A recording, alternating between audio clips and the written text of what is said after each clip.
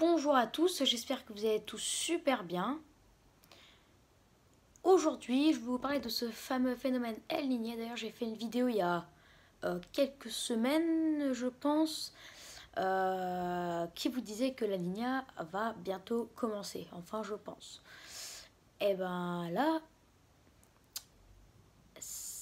la problématique en quelque sorte de cette vidéo, et je vais essayer d'y répondre, c'est la question en quelque sorte, c'est quand la Niña va-t-elle commencer? C'est quand concrètement qu'elle va commencer, ou plutôt, ce sera plutôt cette question, est-ce qu'elle a déjà commencé? Ou est-ce qu'elle a, ou est-ce qu'elle commence aujourd'hui? Dans le titre de la vidéo, je vais mettre la Niña a-t-elle déjà commencé? Ce sera ça. Et bien, on va y répondre. Eh ben, figurez-vous que oui, elle a déjà commencé. Parce que l'océan Pacifique, enfin la partie de l'océan Pacifique, vous voyez très bien de quoi je parle à mon avis, bah, elle s'est déjà refroidie de moins 0,5, elle continue de se refroidir. Et je vous rappelle que quand cette partie de l'océan Pacifique se refroidit à une température de minimum moins 0,5, on parle de phénomène El Niño. Et elle est encore en train de se refroidir. Donc ça y est, c'est pour ça que la saison des cyclones a commencé déjà depuis un mois. Elle n'a pas commencé depuis un mois, mais le refroidissement commençait à se faire, mais on ne parlait pas encore de El Niño. Mais il y avait déjà un refroidissement de l'ordre de moins 0,3, du coup ça avait un impact sur l'Amérique du Nord où il y avait déjà des cyclones. C'est pour ça que certains pays commencent à se refroidir. Je pense déjà aussi, je suis pas sûre que c'est pour ça qu'ils commencent déjà à avoir aussitôt des vagues de froid. Et en plus, la vague de froid, elle est limite historique parce qu'elle est descendue jusque au nord du Mexique. C'est même pas, au départ, on disait qu'elle devait même pas atteindre les frontières, mais là, elle a atteint le nord du Mexique. Elle a presque atteint le centre du Mexique. C'est assez rare. Donc ça, normalement, c'est à cause du phénomène El Niño que des froids déjà déboulent de l'Antarctique. Voilà. Donc oui, elle a déjà commencé depuis quelques jours. Depuis quelques jours, on a atteint l'anomalie moins 0,5. Et là, on va bientôt passer à une anomalie de moins 0,6. Et on prévoit que fin septembre, elle aura atteint moins 0,8. Fin octobre, moins 1,2. Et fin novembre, moins 1,5. Non, pardon, je me suis trompée, j'ai fait un décalage. Donc fin septembre, moins 0,8. Fin octobre, moins 1,1. Fin novembre, moins 1,3. Fin décembre, moins 1,6. Et ensuite, janvier-février, on pense que ça pourrait descendre jusqu'à l'ordre de moins 1,7 à moins 2 degrés. Donc il s'agirait d'une Niña modérée à forte. Donc là, ça aura un impact sur pas forcément les continents voisins, donc ça n'aurait pas qu'un impact sur l'Amérique, ça aura un impact aussi en Europe, où on devra avoir un flux continental qui sera favorisé déjà avec la baisse de température. On pourrait perdre moins 1 degré sur l'hiver à cause du phénomène El Niño. Par exemple, là, si l'hiver 2020-2021 s'annonçait doux et qu'il n'y a pas le phénomène El Niño, on serait de plus 1 degré, mais à cause du phénomène, même s'il s'annonce doux, on sera de l'ordre de plus 0,0, donc 2 saisons. Et si on prévoit un hiver froid, bah alors là, ça ne sera pas favorisé par le phénomène El Niño, du coup on aura un hiver type, normalement, 2009-2010.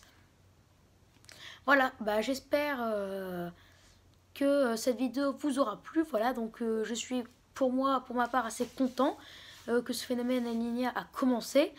Je vais vous dire pourquoi tout de suite. Bah, parce que tout simplement, moi, je veux qu'il y ait enfin un mois qui soit de saison, voire sous les normes. Pardon. Parce que j'en ai marre qu'on parle de cette série de mois consécutifs au-dessus de la norme. Ça m'énerve un peu. Voilà. Donc j'aimerais que la El Niño mette un terme à cette série de mois consécutifs au-dessus de la normale en France qui dure depuis un an, presque bientôt un an et demi. Donc ça m'énerve. J'espère que déjà le mois de septembre pourrait y remédier. Mais avec cette vague de chaleur, du coup mes prévisions saisonnières pour le mois de septembre, vous prévoyez, heureusement, du coup je vous ai pas trop menti, parce qu'au départ on prévoyait un mois de septembre frais, sauf que maintenant je vous avais dit que le mois de septembre serait 2 saisons, ou même tout petit peu plus frais que la normale, mais là il s'annoncerait déjà un peu plus doux que la normale.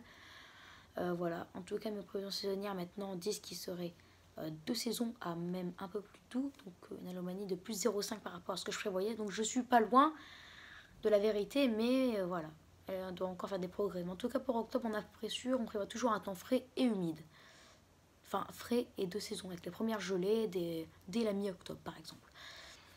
Voilà, donc la nuit a déjà commencé, donc j'espère que ça aura un gros impact sur déjà l'automne. Et l'hiver, à mon avis, ça aura un gros impact. Voilà, on va suivre de près cette baisse de l'océan, de cette partie de l'océan Pacifique, pour savoir s'il y aura vraiment un refroidissement conséquent sur la planète. Voilà. Donc j'espère que cette vidéo vous aura plu. N'hésitez pas à vous abonner pour suivre toutes mes prochaines vidéos. Surtout qu'on s'approche bientôt de l'hiver, donc elles seront de plus en plus intéressantes. Enfin j'espère. N'hésitez pas à liker si vous avez aimé. N'hésitez pas à partager la vidéo avec qui vous voulez, amis, famille, etc.